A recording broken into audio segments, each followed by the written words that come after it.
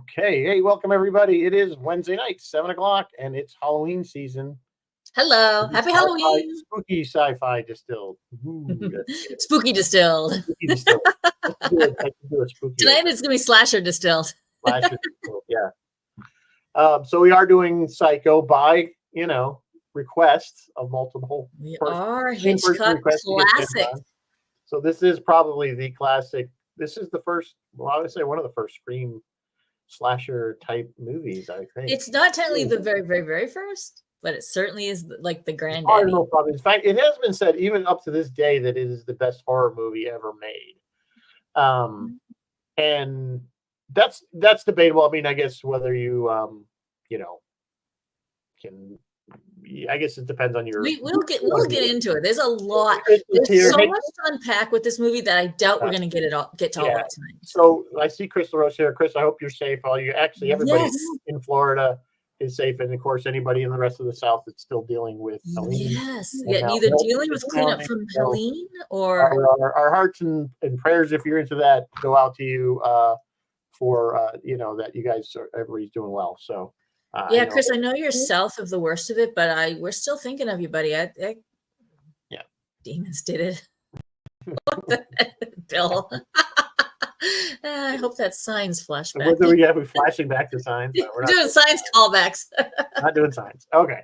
So, but I think before we get into all that, I have news. I have 5 pieces of news, and Rizzo, I am interested to hear your opinions on a couple of these pieces of news. Piece number 1, in real life news that Rizzo hates, and also in old news that I really should have reported quite a while ago. You guys know the International Space Station is leaking air? Did you guys know that? It's been leaking air for like 5 years. I did know that. Yeah. You think they could get some of that Flex Seal stuff and spray it on there? Right, that's what they need. A recent report has kind of raised everyone's concerns again about it. They're leaking about 4 pounds a day. It looks like they're looking at internal and external welds, and it looks like it's leaking. And this article calls it a vestibule of the service module that separates a docking port from the rest of the module. So when I read that, I'm thinking, oh, it's an airlock. It might be reading like leaking in an airlock. I don't know. I can't tell. The long-term solution would be to permanently close off that hatch, but that they actually use that dock. So I don't know what they're going to do. That could be bad. All right. Moving on. Los Angeles Comic-Con was last week, and Ewan McGregor took part in a Q&A with fans. And during the panel, he reportedly revealed that the studio is now exploring ideas for more Obi-Wan Kenobi. The actor actually confirmed for the audience that he would love to wear Obi-Wan's Clone Wars armor. And he also wants to work again with Hayden Christensen. I think those two like each other and they get along pretty well. We don't know yet. We know nothing about more Obi-Wan. We don't know if there'll be season 2. Will there be a movie? No one knows. But I am personally delighted that Ewan McGregor is game to do it. Do it until you're 90, Ewan. Rizzo, what do you think? Do you want more Obi-Wan? I'd love to see more Obi-Wan and Ewing. I'd like to see them keep it a little bit more on track. Disney right now is just in a lot of turmoil. There is just a lot of not going well about that. Yes. with LucasArts, with the Marvel Universe, with the Disney, with Snow White. There's just a lot of things going on there that I don't know. We're gonna see. I think we're gonna see an upheaval in the next 6 months to a year. I think we are too. Iger said he was going to step down in 6 months. Kathleen Kennedy's getting very up there. She's probably near retirement age. I don't know. I think they need a cleaning house of something and maybe really start to look back at what they're doing. And that's almost a fantastic lead-in for my next article. News item number 3 in other Star Wars news.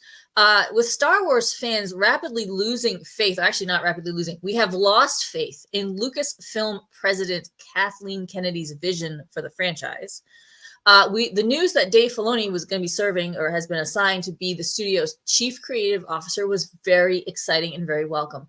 But before he takes his new job, he supposedly has to or wants to tackle Ahsoka season 2. But hopefully, we're all hoping that he will set the stage for what could end up being his take on the classic Heir to the Empire storyline. I don't know. Rizzo, what do you think? Can he do it? Can Filoni bring us Heir to the Empire without completely dicking it up? I don't know how you're going to do it because without recasting, because how do you do it without Luke, Leia, Han, Lando? How do you do it without the main I character? think you just focus on the Thrawn elements of the story. Well, I the mean, Thrawn element, but Thrawn that's where we first he were was, yeah, introduced he was to him. Now completely. they've done a ton of back, and Timothy Zahn has written a ton of backstory stuff with Thrawn, particularly not only if you go with I don't know how much you guys follow the novels. There's the I'm literally reading the book right now, and I can't even remember the title of it. But it's about another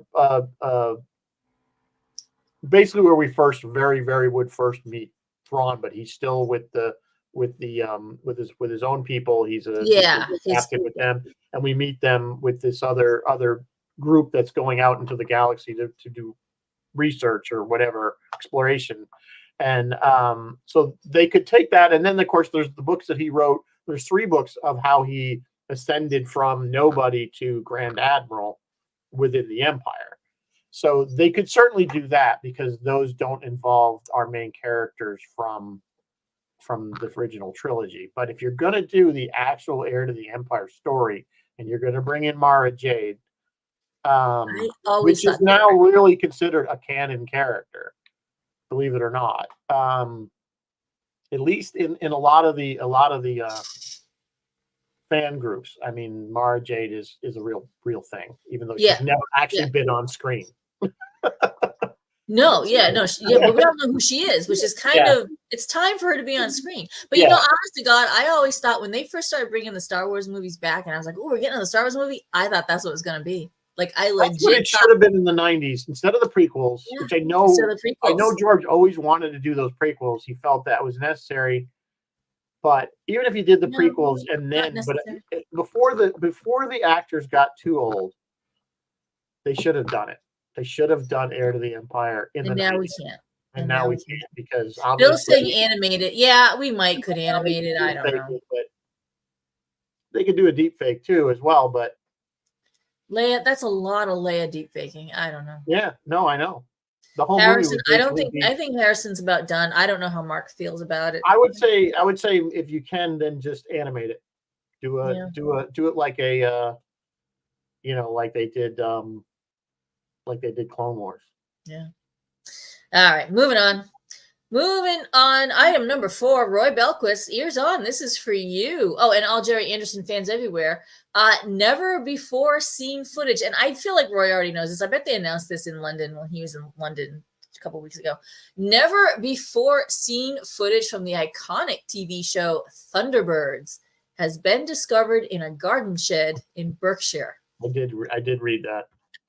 A total of 22 sealed film cans containing footage were discovered by the family of an editor who worked on the series, and he died. So, he passed away. So they were cleaning out all this stuff, and they found all these cans of film. It's mostly 1960 footage from Thunderbirds, but interestingly, it included an alternative version, like an alternate ending of an episode that was that broadcast, but this is like a completely alternate version of the episode. And it was never broadcast. It never saw the light of day. There is some work, like restoration work, to be done, but they hope the footage can be shown to the public next year when Thunderbirds celebrates its 60th anniversary. That's kind of cool. I always liked Thunderbirds. That's kind of cool. No, Thunderbirds was probably one of their best. Super, what do they call it? Super anim. What the heck? Super animatronic. Whatever the hell. Yeah, you know what I'm talking about. The puppets. And then the Super Troopers make fun of that, don't they? Super Marionation, right? Super Marionation. Yeah, that's right. And then the Super Troopers make fun of it when they're watching that movie. Yeah, but it's so funny because you watch that and you watch things like Captain Scarlet and Stingray and stuff like that. And you really, I think as an adult, I have more of appreciation for it than I did as a kid. And of course, a lot of it was not widespread in the United States. No, it was rare that you could see Thunderbirds. So yeah, I mean it was on. You just never find it. All right, last. To see. I'm sure his son they'll produce it and sell it. And pay to see it. We'll all get to see it. It'll be fun. Finally, item number 5 tonight. We recently learned that Paramount Pictures' long I'm going to say gestating, long worked on adaptation of Stephen King's The Running Man is finally moving forward with Glenn Powell in the lead role of Ben Richards. You know Glenn Powell, he played in Top Gun Maverick, and he played in the recent Twisters. The sci-fi novel, which King penned under pseudonym Richard Bachman in 1982, we did see it come out as a movie in 1987 starring Arnold Schwarzenegger, and we did cover that on this show. This new take will not be a reboot. It is expected to stick much, much closer to the original story. Rizzo, what do you think? Did this need a remake? I don't know. You know, I gotta be honest, I never read the book, so I don't know. It was a short story, if I remember. It was not an actual. Wasn't one of Stephen King's short stories. It was like Maximum Overdrive. I don't think it was a full-fledged. Like Maximum Overdrive was just a short story called Trucks that they made into a full movie. So, you know, does it need to be redone? I mean, the Arnold version, which we did do that on the show, by the way, Running Man, was a kind of a fun Arnold movie. Silly, not to be taken too seriously.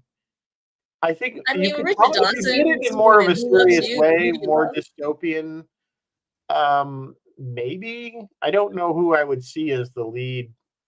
As was it Richards? I think his name was. Richard Dawson. No, Ben, Richards Ben, was the character. whatever. Ben Richards, yeah. Yeah. And without Richard Dawson, of course. But I don't know if you. Yeah, I don't know.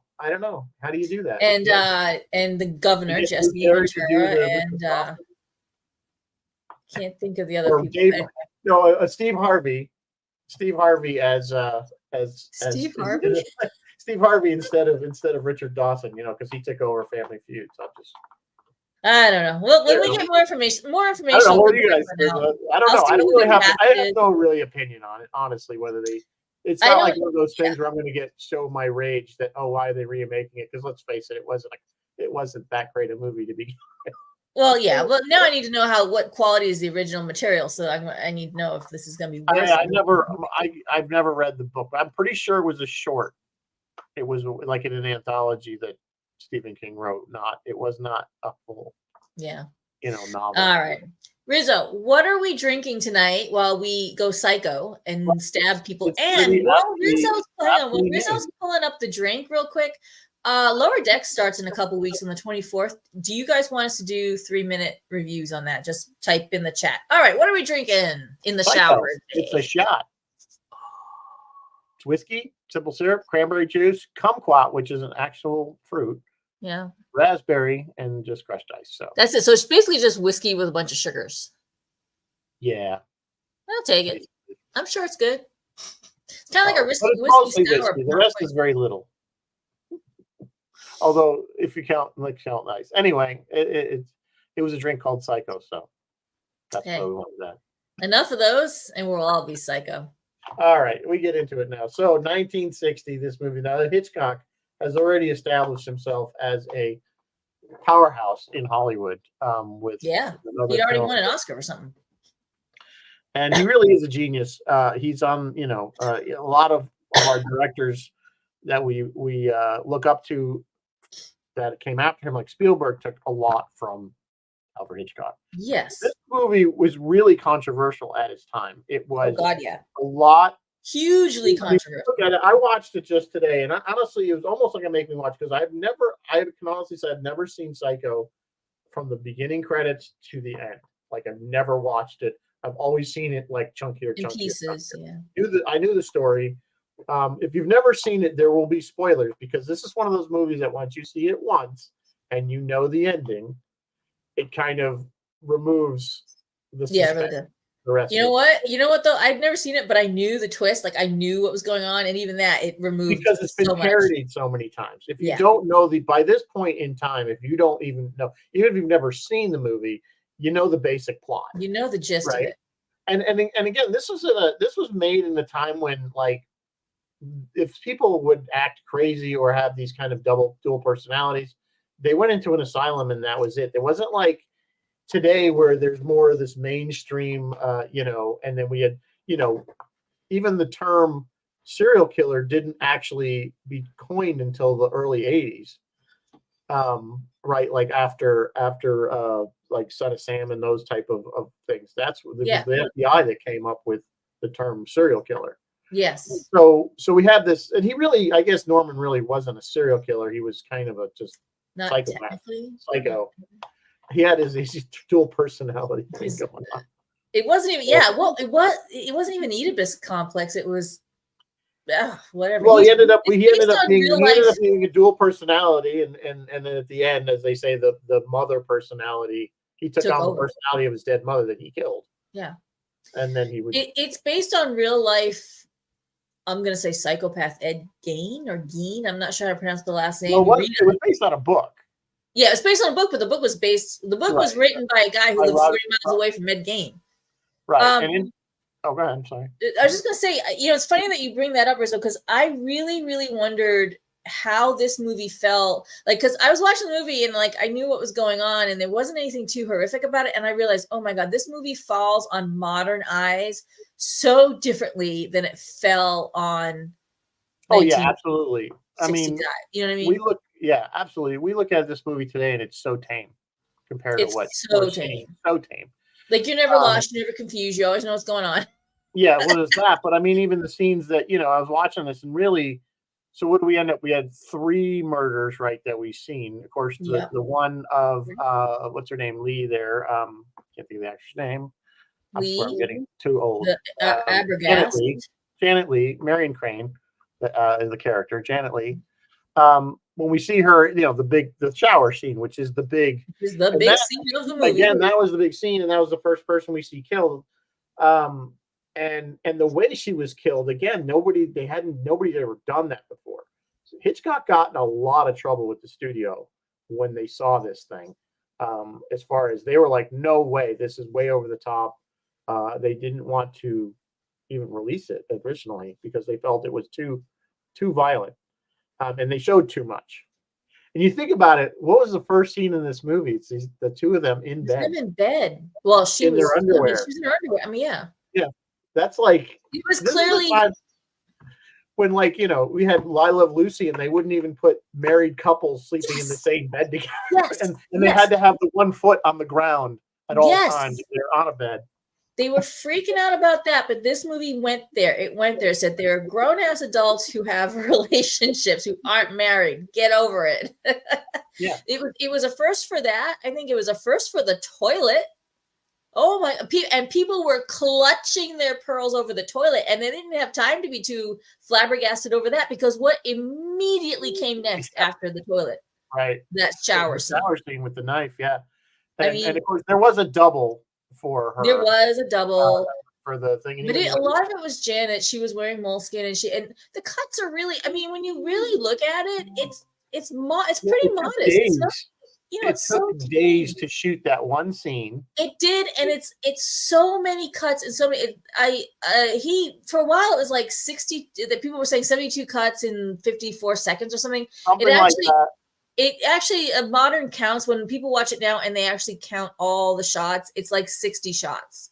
But he edited it together to give you that, like, this fast, to give you this disoriented feeling. Maybe it worked on audiences back then. Now you're just like, slow down. I want to see things. What's happening?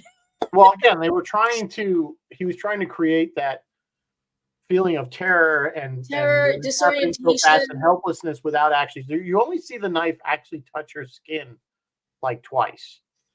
And and you don't see a lot of blood. No, there's very little blood. In fact, I noticed very little blood. If she got stabbed as many times as they implied, that tub would be red with blood. Yeah, and that apparently was the reason why they shot it in black and white. He's like, this is gonna be really gory, guys, so let's shoot it in black and white so we can, get away with a little more. And you still don't see all that much. Yeah.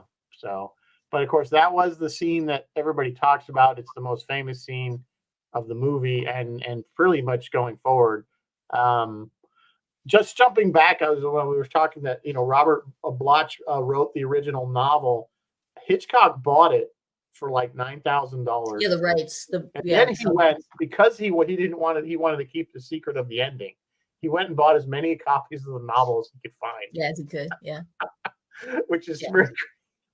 But I guess it worked, because a lot of people didn't know. In fact, even a lot of the crew was had to sign all kinds of, non-disclosure. Yeah, yeah, and they were, and he Even to also them, he kept a lot of it secret from the crew until they had to shoot certain scenes. until they had to shoot it. Yeah, and he also he didn't want the crew to tell. And then as part of their marketing campaign, he was telling audiences, don't reveal the secret to your friends. Don't tell them. And for the first time ever, and I didn't know that this wasn't a thing, it was there will be no seating after the movie starts. We will not seat you. Apparently, movie theaters were more this open, arrive whenever and leave whenever affair before that, which is bizarre to me. I don't understand that. Why would you want to walk in the middle of a movie? People how do that, but you're right. I think because you know what it is. I think a lot of they would go in, they sit down, they just stay there until the next showing. Until the next showing. I remember when I was a kid, we would do that. We would just sit there and not leave, and just wait. See, for they the next come around and sweep you out, and here, like, even Nowadays, when I was a kid, they would walk talking, through and sweep you out. Kind of old. I'm old too. I remember going to movies in the 70s. I didn't go that often. A lot of times, just let you sit there.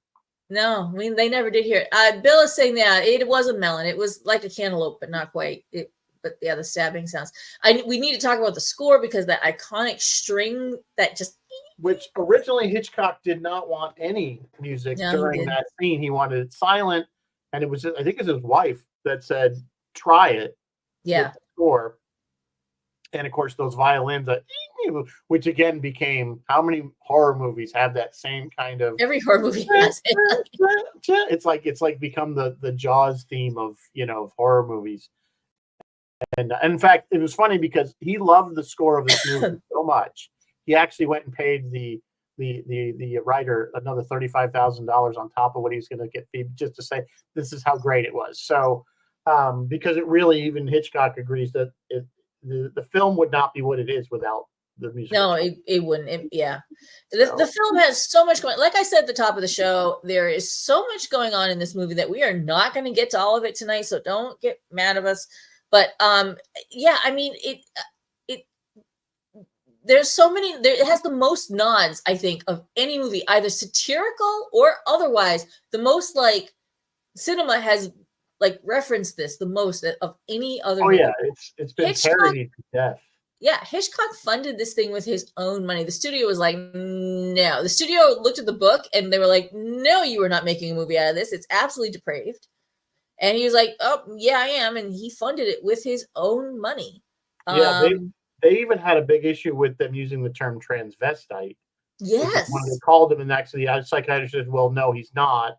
He's not, which technically he wasn't. But they had to go and prove to the studio that is an actual, at the time at least, especially, it was considered a medical term for men who dressed up to get pleasure from whatever. And that's so that they didn't want to use, that's how tight it was 1960. 64 years ago, and look where it's crazy how much we've changed when you look at this movie and you're like, we watch it and it's nothing. It's like it's not even that scary. It's not even scary, yeah. Which I don't know if that's good or bad. They said make this on the cheap, and he was like, all right. So he used the Alfred Hitchcock Presents TV show was running at that time. He used his Alfred Hitchcock Presents crew. He's like, hey, you guys, guess what? We're making a movie.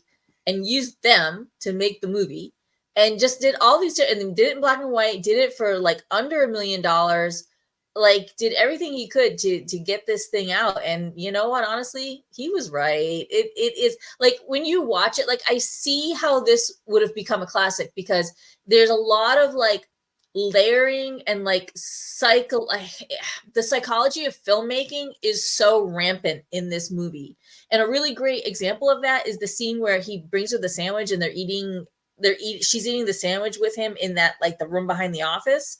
There's so much going on in that scene, the angles, the way they're lit, the fact that the predator birds are up high and the prey birds are down low, and her name is Crane and she's from Phoenix, like all these bird references throughout the movie. Oh, there's tons of little things in the movie that kind of lean towards the story. Yes. And there's just all these little, and the way he gets, like at one point he's talking to her and he gets himself big and in frame, and then at other points he like shrinks away and he's just like a little in this corner. Like that's all has psychological impact on the viewer. Like even if you don't think you're noticing it, you actually are noticing it. Like if something's happening and you're noticing it and you're in the back of your mind. And this movie is loaded with that, like loaded with it. So I see why it's a classic. Like that. Well, yeah. Just symbology, like the symbology and like layers everywhere, which I love. I love digging through that. Picture that's hiding the peephole on his side Is a picture of somebody being spied on while they bathe. Yes. Yes. So I mean, every little detail. Yeah, and that was quite controversial. Him spying on her. Of course, we don't see anything. The most we see is her in her underwear. That was the most thing. There are bathing suits that were eventually disrobed completely for a brief moment when she went and put her robe on. Yeah. So we at least imply that. He's a bit of a perv as well. Yeah, he is. But he kind of turns certain tropes on their ear because he, like, usually when you're in the dark and the shadows, that's like you're the evil one and you're hiding secrets. But anything in the light is like the truth and it's real and everything. But not in this movie. In this movie, so many times lights are used to blind you. The lights are blinding. Like when she's driving at night, she can't see because of lights. And there was a couple other times when there was, like when the sister knocks the light bulb and it's swaying back and forth, like that use of light. There's a couple other times where lights blind you. It's fascinating. And I mean, we could just spend all night literally just talking about that, like how this movie was constructed, like, you know, putting in all these symbolic. The movie is. But I have to ask, does that stuff still work on modern audiences? Well, the jump scare certainly does. The jump scare probably does. Because when she's in the shower and then you kind of know, so we all know what's going to happen. That's why it doesn't work. But I think in 1960 in the audience, I think when shoom and then the knife, you know, and that's certainly, again, we see, if you watch any modern or pretty much any type, you know, slasher movie made after this, they all take something. Yeah, they do. Yeah, Bill the Cop.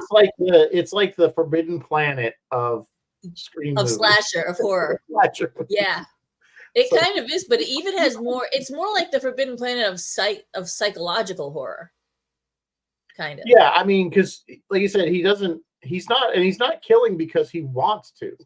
No, he's killing because he feels he has like a dual personality. It's the mother in him killing. Yeah. But again, it's like in their mind, it's justifiable or something. Yes. Because he's, you know, although again, he kills her initially because in the mother's guise that the mother feels that she's a hussy and she's a runaway. You know, that's so there is a lot of psychology going on. And like at the end that he's completely lost it. And that the mother's personality has taken over. Now they did use 3 different people for the voice of the mother. I noticed that. They did tracks, so they would cut the tracks, and then Hitchcock picked which one he felt worked best for that scene. Yeah.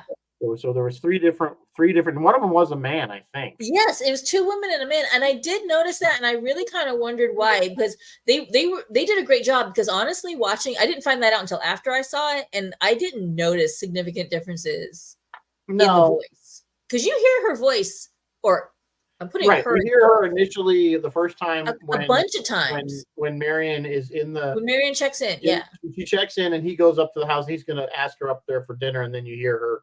Yeah, she goes up on that. Up the hill, which I always thought that was really can hear her quite clearly. It's like she was right. Yeah, very clearly. Screaming that you hear her a lot when he picks her up and carries her down to the fruit cellar. Yeah. You hear a lot. That also sells the fact that she's still alive. We never see her. It sells it. And that overhead shot was clever because it reveals nothing. You can't see mouths moving, right? Right. You can't see anything. And then you hear her in the cell. You hear her a lot in the cell. But interestingly, the day they shot the shower scene, Anthony Perkins was off on, like, he was doing a play or something in New York, so he wasn't there. So that actor in the gray wig and everything, you only see it in shadow, was an actual female. So, and that kind of, I think, even subtly, very subtly, of course, Anthony was pretty slight himself. So, yeah, he was. Yeah. And this is one of those things where I think it kind of tainted his career. I think it did too. But they asked him, would you do it again? And he said yes. He was kind of always, he came back. I mean, they did Psycho 2 years back, and he came back in the role. Yeah, I didn't. So He was kind of, I like stereotyped after this. I completely agree with you. This thing was nominated for Best Director, Best Supporting Actress for Janet, and Best Art Direction, Best Cinematography. I think he was absolutely gypped not having been nominated for Best, because he actually does a fantastic. Like, I was really impressed with when you first meet him. He's so charming and likable. Yeah, And yet he had that undercurrent. You know what I mean? Like, he was so likable, and yet you knew there was something wrong right off the you knew bat. there was something not right with him. Yeah, And I really appreciated that. I thought that was great acting, and I think he should have been acknowledged for that.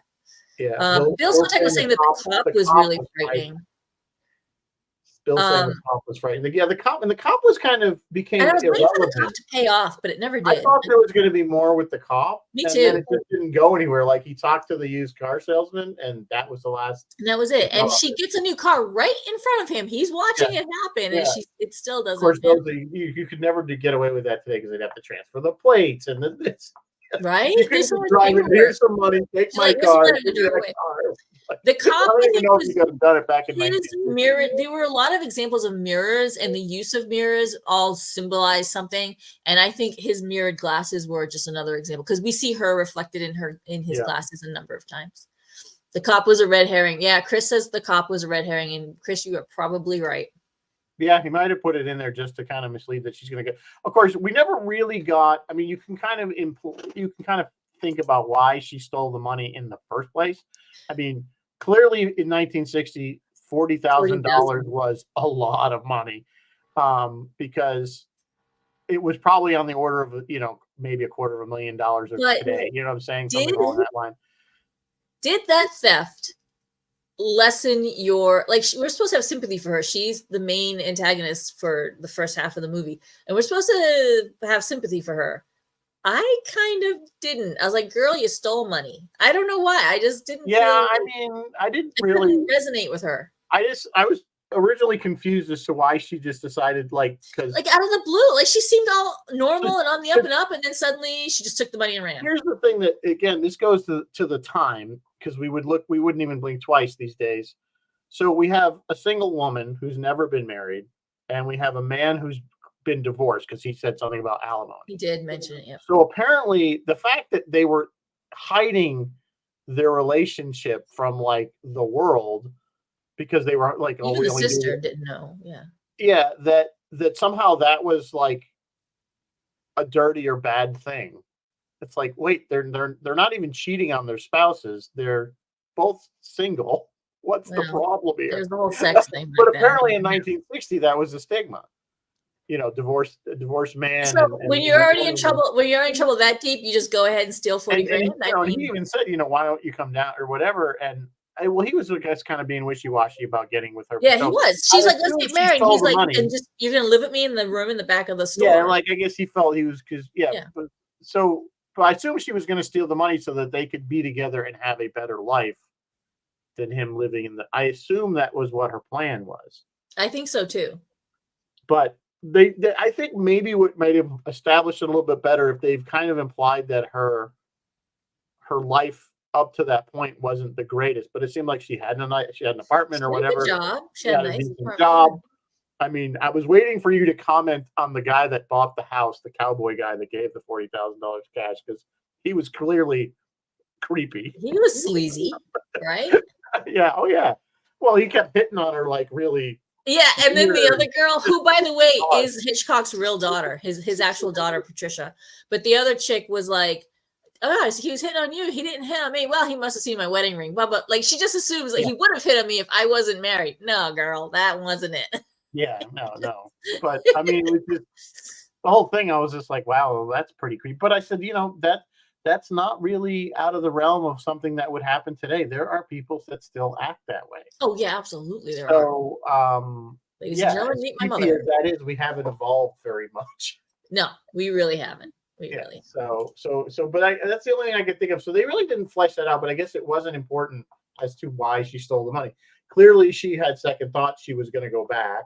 Yes, she was going to go back. I don't know why the guy didn't want to involve the police, what that was about. We just want the money back. We don't want to involve the police. Did anybody else, just me? I bet it was just me. At the very, very end of the movie, when they're pulling the car out of the mud, swamp, pond, whatever it was, I was like, well, at least they got their money back. I mean, it's wet. I'm like, the money was probably fine. It was only underwater Yeah. in that muck for. Yeah. I'm sure it was fine. Just dried I'm out. sure he was able to to get his money back. It was just such a weird. Like, they did a really good job setting it up so that she had a good. I don't know, man. It was kind of dicey. I did like the scene when he does put the car in the swamp and it stops, because I was like, this thing doesn't look that deep, like that whole car. It was the first thing I kept thinking. I'm like, is this mud? It's submerged. Yeah, you're not going to submerge a car in that. And it stopped. You can see his face, and he goes like, shit. And then it keeps thinking, and he's yeah. You're like, oh, clearly this is your first time around. Although it wasn't. No, because they said he killed the parents. Yeah, because they're probably because there were some other missing people that had been to the hotel that. At the very end, they asked the psychiatrist said, do you have any other missing persons in this area? And they're like, yeah. And they're like, you might want to dredge the swamp. Yeah, so he killed his mother and her boyfriend or whatever. Well, the mother, we know that they died together because they were found.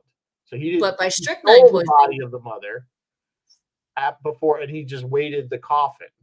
So we assume the boyfriend got buried or whatever happened to him. He didn't dispose of the boyfriend because remember they said they were found together dead, like they committed suicide or the wife killed, or they implied. No, wait, I'm sorry. I think he killed the mother. The mother killed the boyfriend and then killed herself.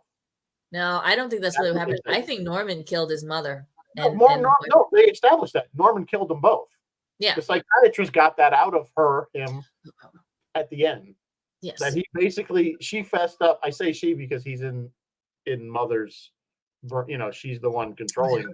Mother, I should have put my mother in my name. No, if you watch the very end, the psychiatrist said she told me everything, and about. And I think she also about the other people that he murdered. Yeah. For whatever reason. Felt threatened by their little because he didn't like women sleeping around. I think is maybe what it was. I don't know. Yeah, I don't know. Because I think mother had ingrained that into him. Issues and stuff like that. I mean, that from a childhood. So from the time the father died, the real actual mother. So I mean, they do dabble a little bit. I don't know how accurate the psychiatry of this is, but.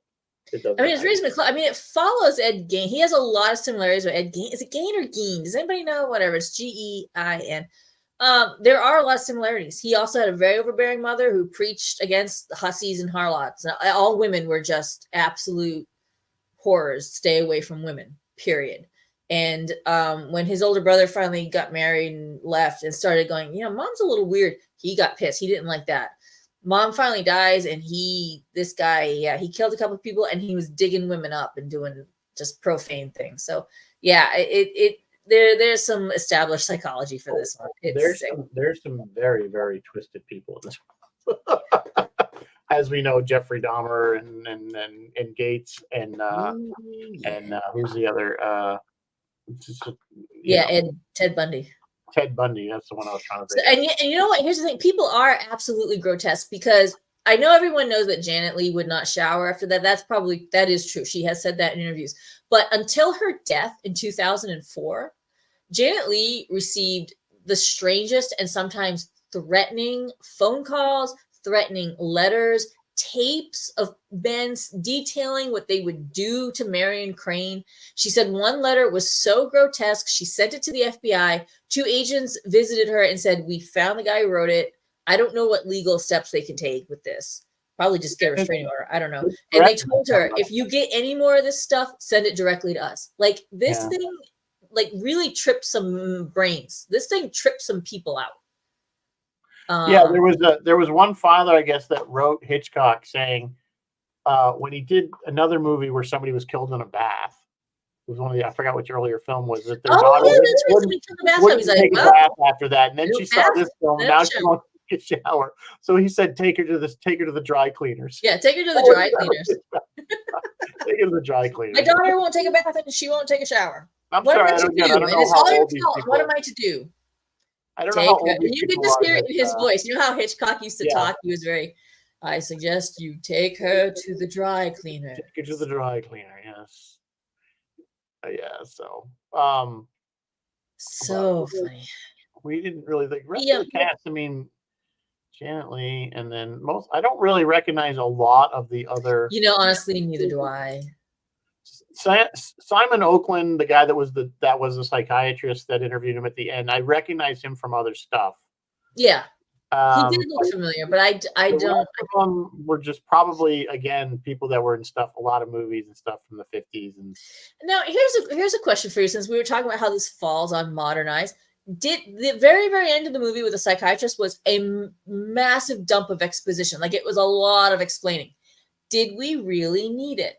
Maybe they needed it back then, but do we need it now? I feel like we could maybe have figured it out on our own without that explanation. All the explanation. At the end, you mean? Yeah. Did we need that at the end? Well, let me think about that for a second.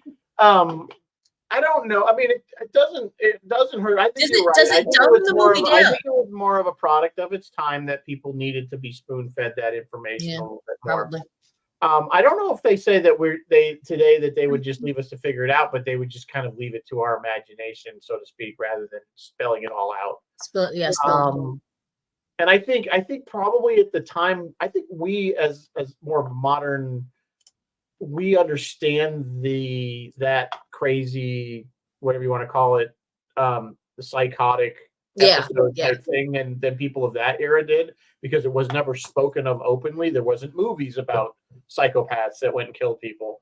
But we knew anybody that was. Most people still don't probably know, but you hear of them in the news. That, certain people that were psychopaths. So I think probably from that standpoint, it was necessary for the time, so that they could explain. Nobody who the heck ever heard of dual personality probably in 1960. Well, they knew what schizophrenia was, I think. Maybe it wasn't a household term. Yeah, the medical profession did. Of course, schizophrenia is not dual personality either, but back then it was. The person on the street that's going to a movie know about that stuff. I don't know. This is way before I was even born. This movie came out. I'm curious. The other thing The other thing I'm really, really curious about, I know it became a franchise. I don't know. It was such a great initial movie. I don't know that it needed to be a franchise, but that's neither here nor there. And then in 1998, Gus Van Sant made supposedly a shot-for-shot remake, and it had Julianne Moore and Anne Heche. Has anybody seen that? And how is it help? Does it hinder? Is it better? Is it worse? Again, I don't know why remake this. Yeah, why make a shot-for-shot remake? Why remake it at all? Well, because he didn't want all the explanation. Because he thought he didn't want all the explanation at the end. I don't know. I'm sure if it's shot for shot, it has all that stuff too. I'm just curious if it adds anything, makes it better, makes it worse. I don't know. I didn't see it, so I can't speak to it. I don't know if anybody else will see if when the stream catches up, if anybody else had seen it and what their opinion of it is. Yeah. But these are one of those movies that doesn't need to be remade. I don't think any Hitchcock movie needs to be remade, quite frankly. And they do every now and again. They're all masterpieces. They're in their own right. Yeah, Bill says it was just in color, not anywhere near as good. Yeah, you're probably right, Bill. Well, remember, those films were still made in black and white. This color films were common by the 1960s. Oh yeah, he chose to make it in black and white. Yeah, black and white. I think it adds to it, the high contrast, the darkness, the moodiness of it. I think it's almost a film noir kind of a look to it. So I was sitting there watching. I was like, I'm glad this is in black and white. I don't know why I thought that when I started watching. I'm like, this is better in black and white. I don't think it would have worked as well in color. I completely agree. And again, it harkens back to kind of what I was saying earlier in the show, where there's so much. He's doing so many clever things with not clever, but things with the camera and the lighting and working with light and shadows. And I think it absolutely was perfect in black and white that way. If it was in color, all that would be lost. No, I don't think it would have worked at all. It's like we did Young Frankenstein on Roy's show, I think a couple of Halloweens ago. And that one, of course, was purposely done in black and white. And it was the studio fights. The studios hate black and white films. Now they do. Now, especially now, more so now than ever. But even in 1973 or whenever that movie came out, they fought Gene Wilder and Mel Brooks on that. But I mean, could you imagine a colorized version of Young Frankenstein? It doesn't work. No, it doesn't. This movie would not work in color.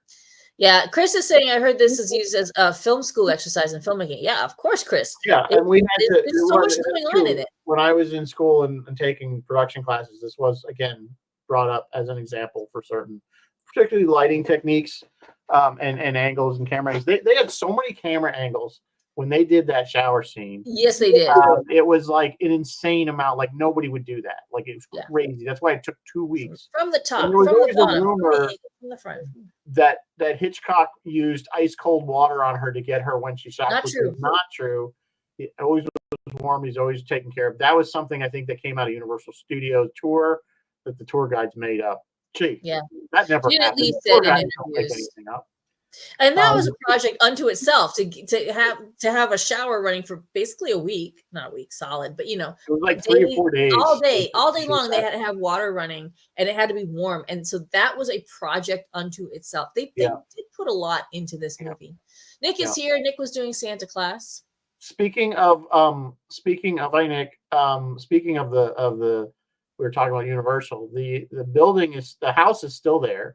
Yes. They did move it on the lot, but it's still on the lot. It's still a very popular part of the Universal Studio tour. The motel itself had been rebuilt several times, but that doesn't really exist anymore. The house they built, I think 360. It was all the way around because they weren't sure what they would be filming. If memory serves, usually Hollywood houses are just like a facade. Yeah, they just the front. Yeah. But this one, I think, had a little bit more to it because they actually did, and they wanted him to be able to go in and out the door and stuff like that. So, but I believe all the interior shots were on a completely different set. Probably, more than likely, yeah.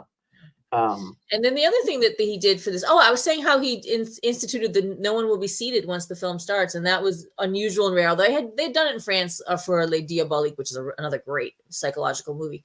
But the other thing he did for this movie that really irritated people, or at least irritated the critics, was there was no critic screening. They had to go with the unwashed masses and watch it for themselves if they wanted to review this movie. And apparently they did not like that very much. And some of the reviews, like you can almost hear the irritation like seeping through as they're typing what they think about this movie. Too bad. Yeah, I don't know why he chose that. I think he would have been. Well, but he didn't. Again, he was very secretive. He did not want the ending to get out to be released before people could see it. In fact, he even so they had the mannequin that was the mother, the dead mother.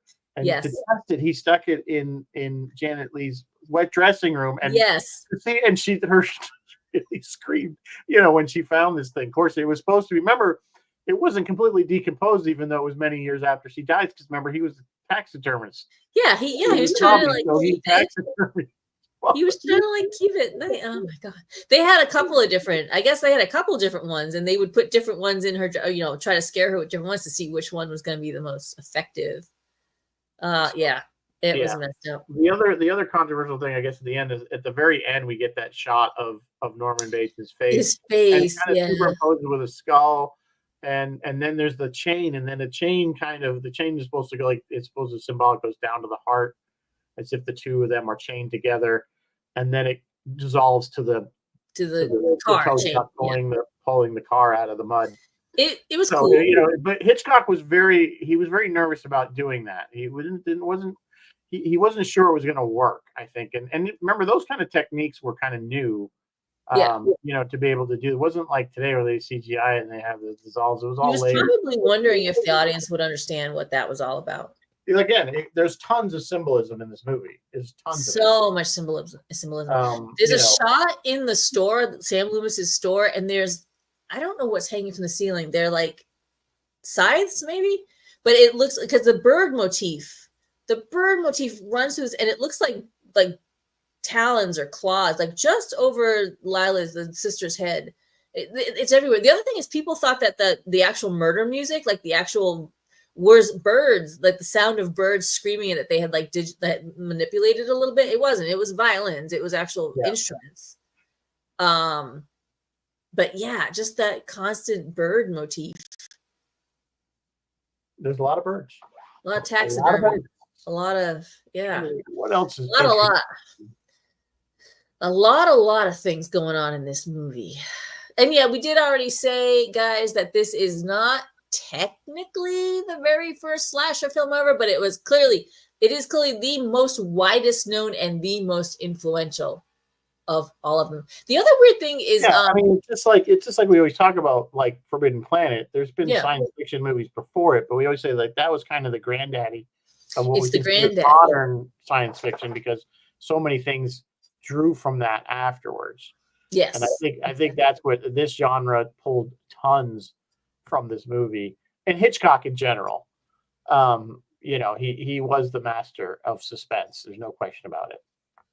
There is a very insignificant, tiny modern mystery.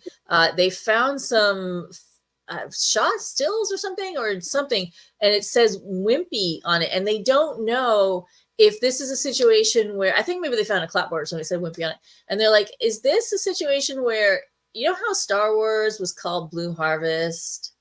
They're like, did they film this thing under the name Wimpy or something? Or is it a actual camera operator named Rex Wimpy? Is it because it's his? Why does that say Wimpy there? It's a little tiny modern mystery. Nobody actually quite knows the answer. I'm sure it's something innocuous and irrelevant, but it's there. Yeah. Yeah. They had trouble getting this past the censors, as one would imagine. God, they didn't have like PG and R back then. There was one, I guess, that one censor that said during the shower scene that they saw her left breast and nipple and whatever, and that, you know, it was like, so Hitchcock just this is so brilliant. He just waited a few days and sent it back saying, "Here, we fixed it," and it passed. Yeah, because there's nothing. I don't really think there is any. Probably in their minds, or they were just, you know, because it's so fast. It's so many shots so fast. You're not sure what you just saw. Yeah, it really is. It is so quick. And again, I think a lot of modern, you know, movies have taken that to an extreme where we get fight scenes or chases that are so fast we don't even know. We don't have a sense of what's going on. No, yeah. You know, and it's not, Hitchcock didn't invent this. It was actually a Russian the Russians had been using it, and he was like, "Oh, that's clever. All right, I'm going to use that." So yeah, there was one scene that they did where after she's laying there dead, and the camera's kind of pulling away from her face. Yes. That they had to use a still shot because her vein was pumping. You could see it moving. Yeah, you can see that she actually blinks, and I think you can still see that because I was watching that very carefully, and I thought I saw her blink for most of it, so that they didn't show. The other thing, I guess, that after the film was released, some ophthalmologists contacted him and said, when people die, their eyes there's a story behind dilate, they contract, or the verse. No, they dilate. They dilate. They don't, and hers were still contracted. They had contact lenses for her ready to go. What happened was they didn't fix it, but after every film he did after that, when he showed somebody dead, they told him to use belladonna drops, which is to do it, which I guess numbs the eye. I think what happens, allows it to, which is probably what your optometrist gives you when they when you ever get the eye drops, and then you give you those horrible sunglasses. They supposedly had contact lenses ready to go for her for that scene, but it would have taken her 6 weeks. I don't know what was going on with contact lenses back in the 60s. Well, they were glass back then. They were there, and it would have taken her 6 weeks to become accustomed or you get used to them or something. I don't know what. So at the last minute, they're like, screw it. Let's just go without. I could tell you, my mom had contact lenses in the 70s. Really? They were the glass ones. And she could only wear them for a few hours. And then, so she was going to a party. I can't believe it. I remember how many times I dropped it. Nobody moved. Yeah. Because if you stepped on it, you'd crush it. You'd crush it, yeah. Now we just throw them away. You know, daily wear. Even ever there. So it's kind of crazy, but back then they were glass, so I imagine they were quite irritating.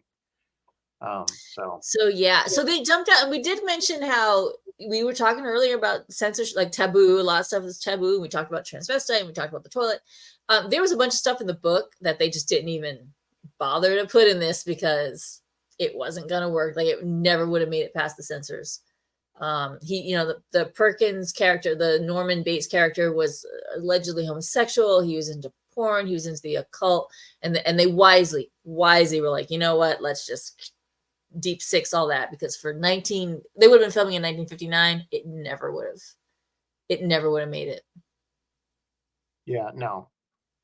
And if you go on Wiki, you guys, and read like what other countries got upset about, is hilarious. Like New Zealand did not like him washing his hands with blood after like that bothered New Zealand. Other countries, like the stuff they cut out and left in is unbelievable. It's so weird. Like that you cut out, but you left all. It's so funny. Bizarre because again, we're talking a movie that was this movie's 64 years old. It's more than half a century old. Yeah, and we're still talking about it. Yeah, we're still talking about it, and there was multiple sequels to it that I don't know if are any good. I never saw any of the sequels, so if anybody's seen any of the sequels that were any good, I'm sure there weren't. But it is iconic. It'll always be iconic. No, don't remake. Well, they've kind of remade it, but it stands alone. You know, it's all the Hitchcock stuff, and I think it really does. Yeah. On the road, I think we'll do maybe not in October, but we're definitely will do like The Birds at some point. I remember watching that as a kid on afternoons, and that movie was for a kid was scary. I'm sure if I watch it again now, I haven't seen it probably in 30 Tippi Hedren. Yeah, his stuff, and it's kind of funny because I really enjoyed. When we were doing Signs, I was like, it's a slow, quiet movie. I really like it. And I talk about Vast Night, another slow, quiet movie. I really like it. But this thing was kind of a slow, quiet movie, and there were moments when I was like, all right, people, come on, let's go. Yeah, no, you could. I was kind of thinking to myself, you could watch this at 1.5 speed. And it was yes, you absolutely could. Yeah. And again, that goes back to our modern brains of we need things to come faster. We're not getting enough. Process. Nothing. She doesn't get murdered until 50 minutes. An hour into the movie, she got murdered. I paused it, and I still had an hour of movie left. Like, we're like, it's an almost 2-hour movie. It's an hour and 49 minutes. And nothing happens for the first 50 minutes. I said nothing happens, but nothing. But you're setting up all this story, and you're building the story because they did. To me, it's like the whole story with her stealing the money and traveling to and getting to the Bates Motel was too. I thought if I have to criticize the movie, it's that. It's like they dragged that out too much. Like they're trying to develop the suspense of her being caught. But again, when I think of the things in that way, I stop and I step out and I go, okay, you know the ending of this movie. Yeah. You know where this movie's going. Know the ending. The audience didn't know what was going to happen or what this was about. So they was building this tension with her stealing the money and the cop. And as I said, it was a red herring. It didn't go anywhere. The real problem was when she gets to the motel is when things start to happen. So I think it was obviously done intentionally. So I kind of step out and go, okay, you know the end of this movie. Yeah. So I could see if you're 1960, you're sitting in this theater watching this for the very first time. Never heard anything about it. I could see where it would be much more suspenseful. And also, that's actually fascinating observation on the art of movies itself, because there are movies that you can only see the first time. Like you only see them the first time. And then there's other movies that you can watch over and over again. No Way Out. Remember that with Kevin? Was it Kevin? Not Kevin Costner. I don't remember. The other. Anyway, I don't know if you ever seen it. Anybody's seen No Way Out, you'll know what I'm talking about. You can only see that movie once. And the Sixth Sense. Sixth Sense, you can only see that one the first time. So there are several. Yeah, right. This is kind of one of those movies that it loses its thing after you. What's the other one was with Kevin Spacey? Usual Suspects. Usual Suspects is another one. You can only watch that the first time. Watch that one once, and then you know what? I've seen that one a couple times. It's okay, but you know what's coming. Yeah. Fight Club. Oh, Fight Club! Great example. I will watch that, even knowing the ending. I will. Great example. You can only watch, but you only really are impacted by it the first time. You're like, oh my god! Good actors in that film. Yeah. Of Norton and Brad Pitt. Brad Pitt are so good in that movie that you just watch it over and over. Yeah. So anyway, it's 8 o'clock. Oh my God, it's been an hour. An hour. We didn't even scratch the surface.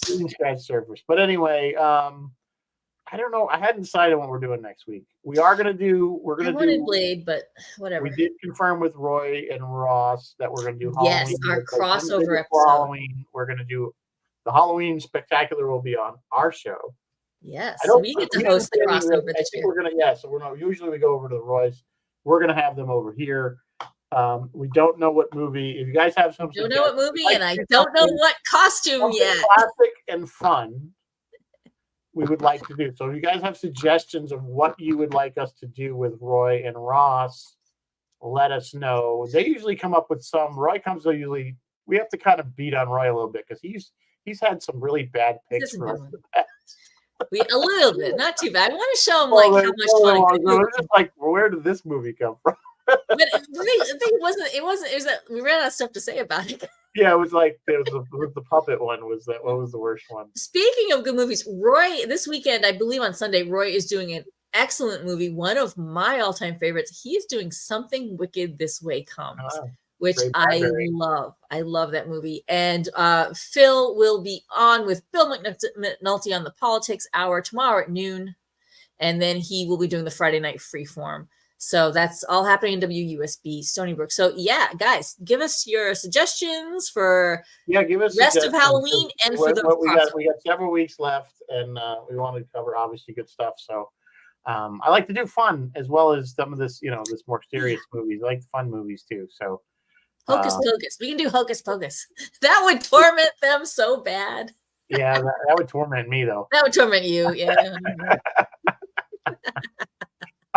Nick's asking where can you find it? If you Google or just go to Facebook, it's Roy's What is it now? It's too damn long. Roy's Sci-Fi Tie-Dye Sci-Fi Corner. Roy's Tie-Dye Sci-Fi Corner, and all our shows are on our Facebook or on the Tube of You. Yeah, YouTube and on Spotify. The Monster Squad. There are some fun kids ones that we could do. Monster Squad. Was that the one with Is that the animated one, Chris? No, I think is that the one with Fred Savage and Howie Mandel. Oh, maybe. What I'm thinking of. So, anyway, look, I always come up with something. Yeah, we'll come up with something. No, Chris, saying no, that's not it. I don't know which one. There's one or two. Not sure which one is it? The animated one? Chris says no. Okay, I don't know. That's not the one with Michael J. Fox I'm thinking of either. No, that's Creepers, not Creepers or something. Should we do Teen Wolf just to like, just to like irritate him? Eek. Oh, you're talking for Roy and Ross. We'll have to come up with something. We'll have to have a little planning. All right, guys. Christopher, you stay safe. Yes, I hope this thing doesn't. I hope you're hunkered down there, and you survive. And I hope I have a lot of friends in Florida and Tampa area, so. Yeah, please keep us posted on Facebook tomorrow, Chris. Tomorrow, like throughout Thursday and into Friday, as this thing moves past. So until next week, guys, we will talk to you then. Live long and prosper, and may the force be with you, and stay safe as always. Good night.